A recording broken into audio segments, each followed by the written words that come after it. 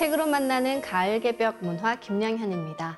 지난 시간에 이어 오동석 인문여행 스토리텔러를 자리에 모시고 나는 박물관 간다에 대해 말씀 나누는 시간 가지겠습니다.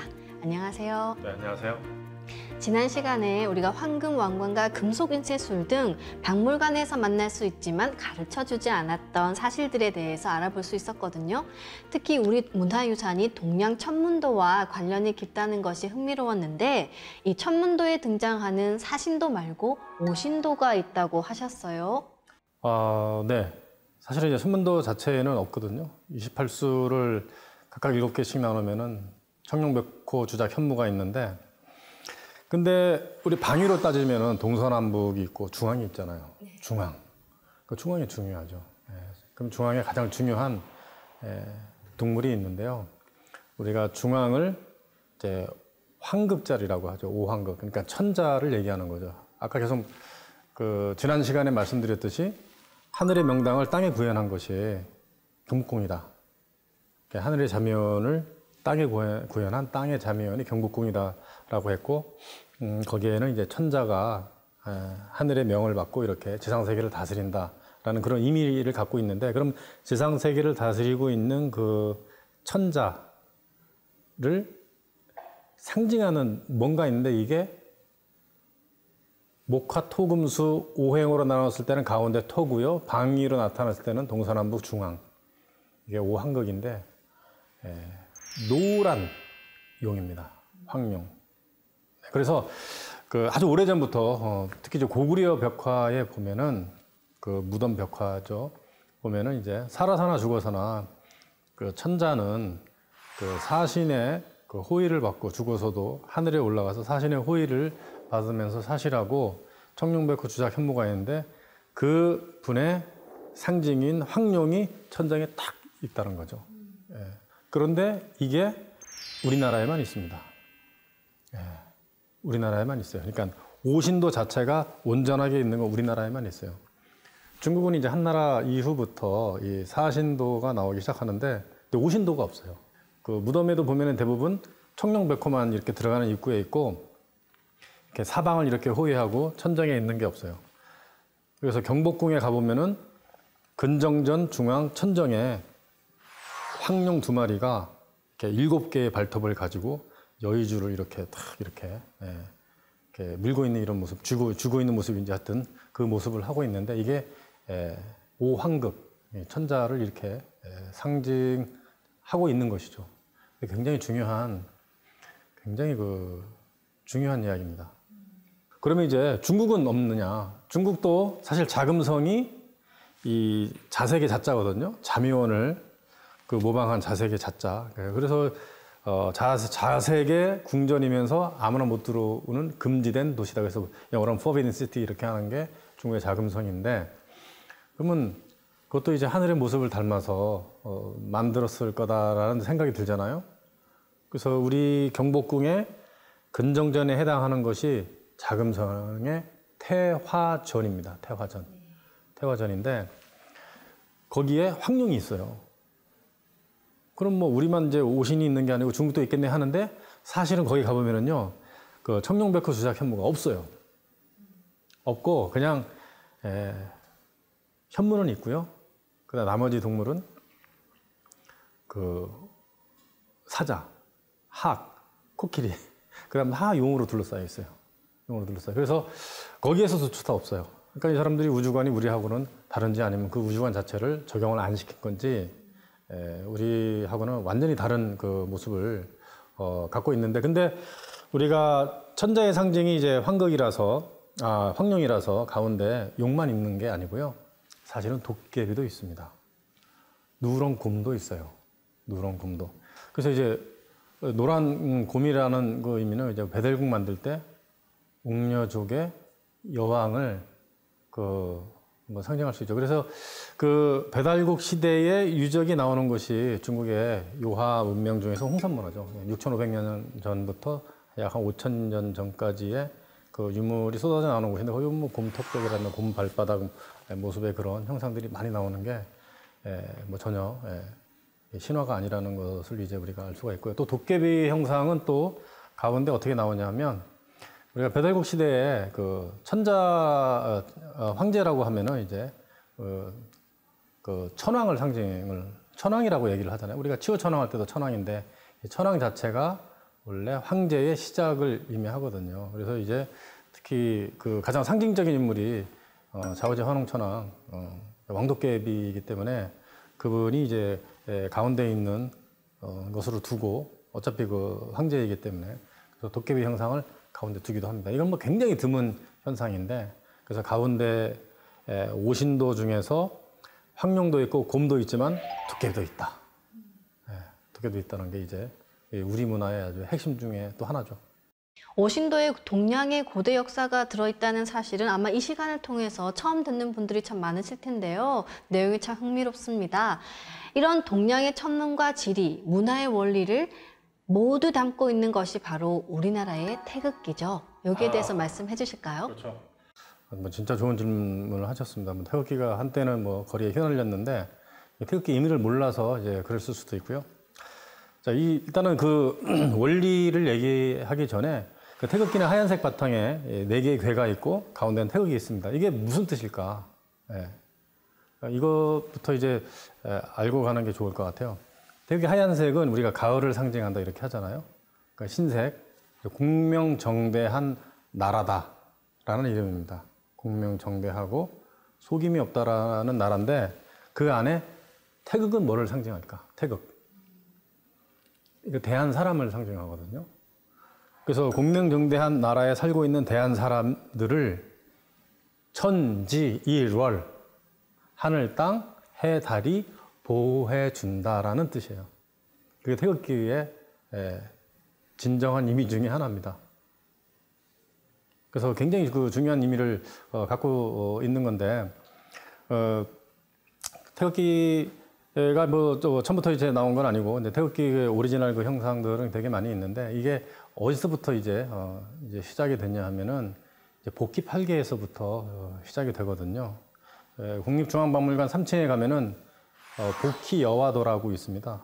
상체 위는 사람의 몸뚱아리인데 이제 하체는 이제 뱀의 형상을 하고 있는 그런 모습을 하고 있는데 이게 그 투르판시 신장 우이구르 자치주에 보면 이제 전부 사막이잖아요. 거의 사막인데 거기 그 투르판시에 가면은 아스타나 무덤군이 있어요. 아스타나 하면 우리 아사다라고 이제 거의 같은 의미인데 거기에 그 위구르 말로 아스타나 하면은 그 수도라는 뜻이래요. 수도. 뭐 거의 같은 거죠. 근데 거기에 이제 무덤에서는 전통적으로 시신을 이렇게 놓고 굴을 파죠. 굉장히 깊은 굴을 파는데 시신을 놓고 그 위에 복희 여화도를 걸어놨대요. 보라고. 굉장히 신성시하는 그 분이었기 때문에 이제 걸어놨다고 하는데 그게 이제 국립중앙박물관에 걸려져 있거든요. 근데 그 이분이 또 배달국 분이세요. 배달국. 이분이 이제 배달국 5대 태우이 환웅의 12번째 막내 아들이랍니다. 하여튼 뭐 이제 기록이 이렇게 나오는데 이분이 이제 하늘에 제국정성으로 기도를 했는데 제사를 지냈겠죠. 그러다 보니까 이제 그 천하라고 하는 물에서 그 용마, 몸뚱아리는 말인데 머리가 용인 형상의 동물이 이렇게 뛰어나오는데 그 등에 어떤 점이 막 박혀 있었다라고 합니다. 그래서 그거를 받아 내린 것이 이제 하도예요, 하도. 하여튼 그분은 이제 나중에 하여튼 계속 이렇게 수행을 하면서 연구를 해서 이제 하여튼 이제 그려낸 게 이제 8개죠. 8개. 8개 하면 사람들이 잘 좀 어려울 수도 있는데 저는 이렇게 해서 많이 외웠던 것 같아요. 건태리진 손감 간곤 하면서 외웠던 적이 있는데 이 8개. 그러니까 이제 8개가 이제 자연 자체죠. 뭐 산, 물, 천둥, 번개, 바람 이런 것들, 못 이런 걸 다 상징하고 사람으로 치면 부모가 있고 장남, 장녀, 중남, 중녀, 소남, 소녀 이런 것들을 상징해서 이렇게 우주와 자연과 사람을 이렇게 형상한 그 8개가 있는데 이거에서부터 이제 시작된 거죠. 그래서 이제 그 고대에서부터 내려오면서 조선 시대에는 그 8개가 그려져 있는 어떤 기들이 되게 많이 나와요. 특히 이제 대장기라고 하는 이제 이런 기들도 나오는데 임진왜란 때 그 전투도 같은 데 보면 이렇게 나오죠. 둑신기 이렇게 해서 나오기도 하고 거기에서부터 시작을 해서 그 원리가 이제 태극기의 그 원 바탕이 된 거죠. 그러니까 지금으로부터 5,700년 전 우리 조상님이신 태오복희 씨가 이렇게 그린 8개가 우리 태극기의 그 사괴의 원래 모습이고 또 그분이 이제 태극을 그려내셨거든요. 근데 그분이 이제 만든 겁니다. 전 세계에서 이렇게 우주 변화의 원리를 담고 있는 국기는 태극기가 유일한데요. 이 태극기가 제작된 과정에 대해서는 참 이견이 많은 것으로 알고 있어요. 특히 박영효가 일본에 수신사로 갈 때 이 독단으로 혼자 만들었다는 것이 또 정설로 받아들여진 적도 있었죠. 네, 그 태극기는 뭐 이렇게 박영효라는 그 한 사람에 의해서 그냥 특 이제 만들어질 수 있는 게 아니죠. 한 나라의 상징이기 때문에 상당히 신중을 기해서 이제 만들어야 되는 거잖아요. 그래서 실제로 그 고종 황제하고 그 여러 사신들하고 이 대신들하고요. 그다음 외국에서 온 그 사신들하고 의견을 교환하면서 만들었다고 합니다. 처음에 만들기 시작한 거는 그 1875년도 그 운요 사건이죠. 일본이 군함을 끌고 온 거죠. 이제 강화도까지 끌고 왔는데 여기 일본 국기가 걸려져 있었어요. 이렇게 일장기죠. 근데 걸려져 있었는데 그 남의 나라 영역을 침범했으니까 당연히 이제 전투를 했을 거 아니에요. 근데 이 현대식 그 영국에서 그 만들어 놓은 그 아주 현대식 그 군함이기 때문에 당연히 우리가 질 수밖에 없었습니다. 그래서 강압적인 강화도 조약을 맺으면서 당신네들 국기가 뭐예요? 나라를 상징하는 게 했는데 이제 없단 말이죠. 그래서 그때부터 이제 고종 황제하고 여러 사람들 모여서 의견을 나눠서 만들었다고 해요. 만들었다고 합니다. 그러니까 정식적으로 국기를 만든 거는 1883년도인데 그 이전에 이미 만들어서 고종 황제께서 행차를 할 때는 이 4개의 궤에다가 태극이 그려져 있는 거를 갖고 다녔는데 이게 사실 어떤 거는지는 몰라요. 어떻게 되어 있는지 모르는데 그러다가 이제 미국하고 인천 제물포에서 조미 통상 수교 조약을 맺습니다. 그때 그 미국의 전권 대사라고 하는 슈펠트 이 사람이 그 독립국가는 국기가 필요합니다 해서 이제 만들게 되는 거죠. 그래서 이응준이라고 하는 그 역관한테 그리게 합니다. 그래서 정식적으로 1882년도에 정식 그 태극기가 이제 나오는데 뭐 슈펠트 태극기다, 이응준 태극기다 이렇게 하는데 그게 최초의 태극기로 알려져 있고요. 그 박영효는 어떻게 됐냐? 박영효는 일본으로 가는 사신이잖아요. 일본에 갈 때 그 고종 황제께서 태극기를 이러저리 해서 여차저차 그려야 되니까 이렇게 그리시게 했더니 이렇게 가면서 그린 거예요. 그래서 뭐 황제의 명령에 따라 어쩌고저쩌고 그래서 황제의 명을 다했노라 이런 글을 남기게 된 거죠. 그래서 그게 박영효가 만들었다 하는데 그렇게 함부로 만들 수 있는 게 아닙니다. 한 나라에. 이 태극기 하나만 보더라도 우리 잘못된 역사를 바로잡는 것이 얼마나 중요한지 알 수 있겠습니다. 세계에서 가장 오래됐다는 천상 열차 분야 지도부터 태극기까지 알아봤는데요. 이 별자리가 새겨진 고인돌이 또 발견이 돼서 신비로움을 더해주고 있죠. 그렇죠. 이제 별자리가 이제 고인돌에 있는 거는 이제 동서양이 다 발견이 되고 있습니다. 근데 이제 고인돌 하면은 전 세계 6만 기가 있거든요. 근데 그중에 우리나라는 몇만 기가 있을까요? 4만 기가 있어요. 4만 기. 굉장히 많이 있는데요. 이제 보통 우리나라 사람들한테 전 세계 고인돌 6만 기 있는데 4만 기 있다 그러면은 예, 그러겠죠. 이 정도예요. 그러니까 굉장히 하찮게 보는 거죠. 뭐 돌덩어리가 뭐 이렇게 대단하냐 이렇게 하는데 거기에는 엄청난 이 비밀이 담겨 있습니다. 물론 이제 그 고조선 시대에도 존재하기도 했지만 그 이전에서부터 이제 고인돌이 굉장히 많이 존재를 했거든요. 5,000년, 뭐 서양에서 7,000여 년부터 존재한다고 이렇게 얘기를 하는데 거기에 뭐 여러 가지 물건도 발견되지만 상판에 별자리가 새겨져 있어요. 밑에 부분이죠. 이제 굉장히 놀라운 일인데 남한에서는 우리 대한민국에서는 약 300개의 고인돌 상판에 위에 뚜껑돌이죠. 별자리가 새겨져 있어요. 정확한 별자리예요. 아주 정확한 컴퓨터 프로그램을 통해서 그 비슷한 시대에 별을 이렇게 돌려보니까 거의 같더라. 그러니까 정확하게 보고 이렇게 그림을 이제 그려 놓은 거죠. 그래서 이제 그 별자리가 발견되기 전까지, 우리나라 별자리가 발견되기 전까지 사실은 가장 오래된 별자리는 바빌로니아 그 서양의 그 메소포타미아 문명의 그 국가 중에 하나죠. 이렇게 뭐 이렇게 수메르 뭐부터 해서 쭉 내려오는 이제 바빌론 그때 거기에서 나온 토지 경계비 별자리가 있는데 그게 가장 오래된 거라고 알려져 있었는데 그보다 한 1000년 더 오래된 그 별자리가 나온 거예요. 북한에도 있고 남한에도 있습니다. 그러니까 세계에서 가장 오래된 별자리가 그때부터 이제 나온 건데 엄청난 일이죠. 근데 사실 고인돌도 대충 만든 것도 아니고 고인돌 상판이 이렇게 요렇게 되어 있다면 밑에 돌도 이렇게 깎아서 꽉 맞물리게 만드는 이제 그랭이 공법으로 만들었어요. 굉장히 중요한 건데 이게 고구려에 넘어오면서 고구려의 모든 이 산성은 그랭이 공법이라고 하거든요.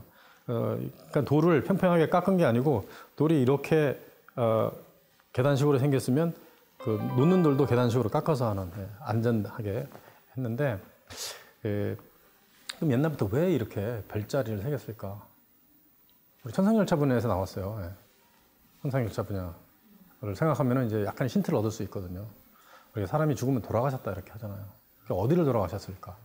그래서 이제 북두칠성에 있는 어디서부터 왔기 때문에 거기 돌아가신다 이렇게 얘기를 했거든요. 그래서 불과 몇 년 전까지만 해도 뭐 지금도 하는 데가 있을지 모르겠습니다. 이제 관에다가 밑에 그 칠성판이라는 걸 깔잖아요. 칠성판. 그러니까 이제 칠성판은 뭐냐면 북두칠성의 모양의 구멍을 7개를 뚫고 시신을 그 위에 놓고 그 구멍에 맞춰서 7번 이렇게 어떤 주문이라든가 이런 것을 그 글을 새겨 넣어서 묶어요. 이거 7번 염한다 그러는데 그래서 원래 오셨던 본처인 북두칠성으로 잘 올라가시라 이렇게 하는 거거든요. 근데 그런 의미가 있어요. 그래서 별자리를 그려놓은 거고 이게 고구려의 고스란히 내려와서 항상 고구려의 그 무덤에는 북두칠성이 있어요. 북두칠성이. 그게 이제 천상열차 번야지도까지 쭉 내려온 거죠. 근데 그런 엄청난 이 비밀이 있는 게 이제 고인돌입니다. 서양에도 고인돌에 있는 곳은 어디가 있냐면 우리하고 밀접한 관계를 맺은 지역인데 소치 아시죠? 소치 동계올림픽이었던 그 일대예요. 거기도 한 3000개의 고인돌이 있는데 거기서 나온 이제 고인돌 상판에 그 별자리가 이제 발견되고 그다음에 서양에 있는 고인돌에서는 아직까지 별자리가 나왔다는 이야기는 거의 없는 것 같아요. 이렇게 프랑스나 스페인이나 이런 지역에도 되게 많거든요. 그리고 이제 또 고인돌 하면은 이제 돌멘이라고 하죠. 서양에서 돌멘. 이게 이 글자가 나온 이 돌멘이라는 그 단어가 생성된 게 나폴레옹 시대예요. 나폴레옹. 그러니까 얼마 안 됐어요. 돌멩이를 돌멘으로 한 것 같은 느낌도 들고요. 그거는 좀 재미있습니다. 고조선을 대표하는 것은 고인돌뿐만 아니라 또 비파형 동검을 들 수 있는데요. 이 비파형 동검이 발견된 지역이 고조선의 강력과 실제로 일치한다고 해요. 아까 잠시 요하 문명이라는 것을 말씀을 드렸는데 요하 문명이 이제 9,000년 전부터 3,500년 이때까지 내려오거든요. 그 중에서도 이제 하가점 하층 문화라는 게 있어요. 이제 홍산 문화 다음인데 요 지역에서 우리 고조선의 지표 인물 중에 하나인 비파형 동검이 많이 나옵니다.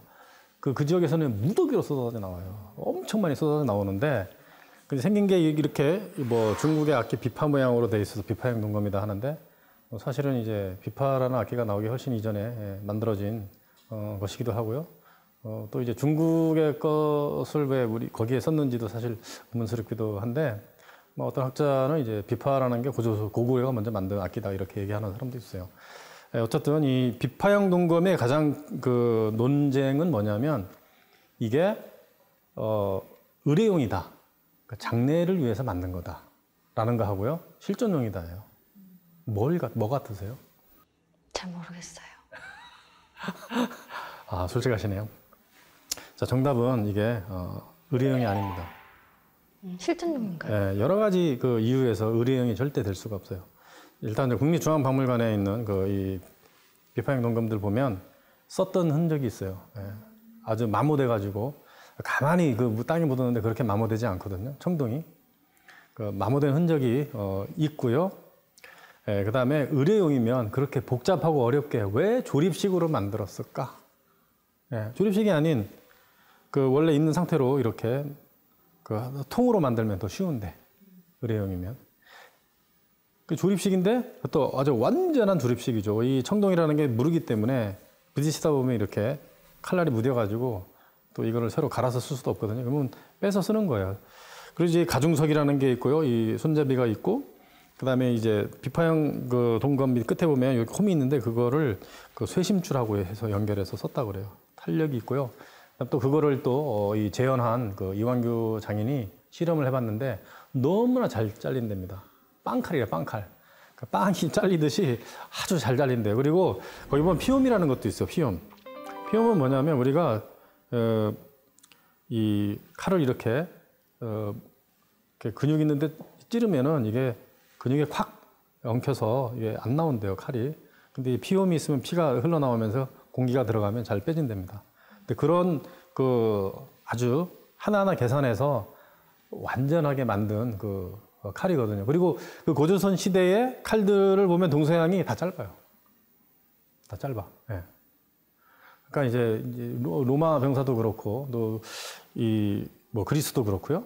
그러니까 중앙아시아에 있는 그 칼들 보면 우리 비파형 동검보다 짧은 것도 되게 많이 발견되거든요. 다 실전용이거든요. 예. 자, 비파형 동검을 이제 뭐 매장용으로 만들었다 이렇게 얘기하는데 고대인들은 자기가 쓰던 물건을 같이 묻었거든요. 예. 심지어는 왕이 죽으면 이제 왕비도 같이 묻고 이제 순장도 하잖아요. 그 말이 얼마나 귀합니까? 자기 그 식구와 같은 말도 순장을 하는데 제가 한 300마리의 말을 순장한 왕의 무덤도 알고 있습니다. 300마리가 정확히 360마리가 그랬을 것 같아요. 이게 그 스키타의 왕의 무덤인데 말이 뭐 어마어마하게 묻혀 있어요. 뭐 가서 사후세계에서 목장을 하라 그러신 건지 모르겠는데 엄청나게 많은. 그러니까 쓰던 거를 묻지 그 새로운 거를 이렇게 가져다 이제 묻는 습관을 잘 안 한다라는 거예요. 그러다 보니까 이제 이렇게 뭐 마모된 칼도 보이고 하는 그런 것이지. 그래서 이게 그 매장용이 아니고 원래 쓰던 칼을 가져다 묻었다. 이게 일단 가장 그 중요한 그 논쟁거리인 것 같아요. 그러니까 이 이름도 이제는 이제 좀 바꾸면 좋지 않을까 하는 생각을 하는데 그 뒤에 나온 세형동검이라고 있잖아요. 세형동검. 이거는 한국식이라고 하면서 왜 중국에도 많이 나와요. 이거는. 근데 한국식이래요. 근데 우리 중국 그 이쪽에는 거의 안 나오고 그 우리 강역이었던 고조선이나 고구려나 부여나 이쪽에 있었던 홍산문화 지역 아니면 이쪽 그 밑에 위험명 지역과 한반도에서만 나오는 거를 유독 비파형이라고만 쓸 필요가 없다 이거죠. 그래서 의식 있는 학자들이 요즘은 여러 가지 이름으로 써요. 뭐 윤영성 공면 뭐 검이라든가 또 이제 고조선 검이다 이렇게 쓰시는 분들이 있죠. 고조선 전역에서 청동검이 발견되는 것을 보면 고조선의 청동기 문화가 상당히 발달해 있었다는 것을 알 수 있는데 이를 보여주는 또 대표적인 유물이 단유세문경이라고 합니다. 설명 좀 해주실까요? 단유세문경. 이 박물관에 가면 단유세문경이 항상 있거든요. 우리나라 국립박물관 어디 가나 보이는 게 비파형 동검, 그 단유세문경. 그러니까 이제 단유세문경이 아니더라도 이제 거울이 있습니다. 청동거울. 청동거울을 전시해 놓은 거 보면은 이렇게 문양이 있는 부분을 전시를 해놨어요. 그래서 거울이라고 하는데 왜 이렇게 막 선이 그어져 있고 원이 있는데 이게 거울 역할을 할까 하는데 사실 이게 우리가 얼굴을 보는 거울이 아니에요.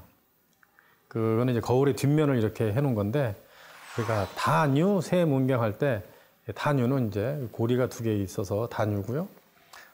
그리고 세문은 미세한 문양이 있다 해서 세문인데, 근데 이제 앞쪽에 이제 거울 뒤에 그 문의를 했기 때문에 우리가 이제 거울이라는 걸 모르는데 어느 정도 세밀하게 거울 문양을 했냐면 이 직경이 21cm 정도밖에 안 되는데 이 선이 13,000개 있습니다. 13,000개. 그러니까 뭐 다 그렇게 되어 있는 건 아닌데 그 숭실대학교 한국기독교박물관에 가면 우리나라 최고의 단유세문경이 있습니다. 그러니까 머리털럭, 그러니까 이제 1mm 안에 머리털럭 굵기의 선이 3개씩 있는 것이죠. 1mm 안에. 그러니까 이제 16,000개의 선이 그려져 있는 거예요. 근데 그게 엄청 미스테리하다는 거죠. 어떻게 이걸 만들었을까? 그래서 이제 이완규 장인이 그 청동기 그 재현하면서 했다는데 그것도 완벽하게 재현한 게 아니에요. 거의 유사하게 재현을 했는데 그게 굉장히 미스테리했는데 이게 앞에 찬다고 제가 그 고구려인들이 그 전쟁하러 갈 때 찬다고 이제 잠시 그 언급을 했는데 이 가슴에 하는 겁니다. 그 군장, 제사장. 그러니까 이게 청동이라는 게 굉장히 옛날에 귀했잖아요. 뭐 어떻게 뭐 섞는 것도 이제 뭐 주석 또는 이제 아연까지 섞어야 되는데 주석하고 아연도 구하기 어렵고요. 이 구리라는 재료도 구하기 어려운데 이제 사실 아연 주석은 훨씬 더 어렵죠. 이걸 갖고 이렇게 만드는 거예요. 그래서 이제 가장 반사하기 좋을 때가 이제 백동이라고 하는데 그 백동 상태로 만들어서 가슴에 차는 거죠. 그러니까 이제 그 당시에 고조선이라고 하면 그 당시 지도자가 태양의 후에 그 태양신의 명령을 받은 어떤 천자다라는 걸 상징을 하기 위해서 태양이 반사되는 빛을 빛으로서 다스린다라는 이런 의미를 갖고 있거든요. 그래서 이제 이런 것들이 점점 내려옵니다. 내려오면서 뭐 고구려 때라든가 이후에는 그 군인들도 이걸 갖게 되고요. 나중에는 이제 그 무속인들, 샤먼, 무당들이 이제 이걸 갖게 되죠. 그래서 이게 이제 밝음을 뜻하기 때문에 그 무속인들의 이 청동에는 이월명두 또는 이월대명두 이렇게 씁니다. 이제 굉장히 중요하죠. 그러니까 고조선 시대도 이제 그랬을 거예요. 이제 이 청동거울하고 청동검하고 또 뭐 어떤 것을 이제 그 군장의 상징으로서 넘겨주거나 했는데 이제 일본도 이제 그렇게 해서 넘어간 거잖아요. 일본도 이제 청동거울, 청동검, 그다음에 고고옥을 이제 신기삼정에서 이제 넘겨주는데 일본의 청동거울은 이제 그 북두칠성은 없죠. 이제 그림이 이제 북두칠성이 그려져 있고 우리는 이렇게 해하고 달이 그려져 있는데 거기는 북두칠성이 없고 뭐 우리보다 하여튼 등급이 낮아요. 그러니까 중국에도 발견이 되죠. 이제 청동거울이라는 것은. 그러니까 우리는 이제 굉장히 뭐라고 그래야 되나 뭐라고 그래야 되나 하여튼 그런 거고 이제 중국은 이제 그림으로 주로 뭐 어떤 동물이라든가 어떤 그림 같은 거를 주로 이제 많이 그려놓죠. 그러니까 조형미, 우리는 선형미. 실크로드의 어원이 고구려라고 하셨어요. 아주 고대의 서양에서 실크가 왔다 갔다 하던 길을 이 사람이 와보고 이제 지은 이름이죠. 자이텐슈트라세. 영어로 번역해서 실크로드 이렇게 됐는데 그래서 이 실구리를 싣고 왔다 갔다 하던 그 통로여서 이게 가면은 이거 실구리다 했는데 이게 실크가 됐다. 빗살무늬 토기에는 어떤 특별한 의미가 담겨져 있다면서요? 근데 이제 그 독일어권에 있는 사람이 이 무늬가 이렇게 돼 있잖아요. 이게 진짜 빗살무늬냐? 이게 만들 때 어떻게 만드냐면 이거 누르는 거예요. 사실 눌러. 고대인들이 옥을 그렇게 숭상한 이유가 무엇인가요? 옥과 관련된 엄청나게 많은 이야기와 또 옥을 최상의 표현으로 우리가 이제 써왔거든요. 문화의 원류가 문명의 원류, 시원 문화가 우리 쪽에서 나온 게 많다라는 거 실제로 그렇고요. 역사도 오래됐고.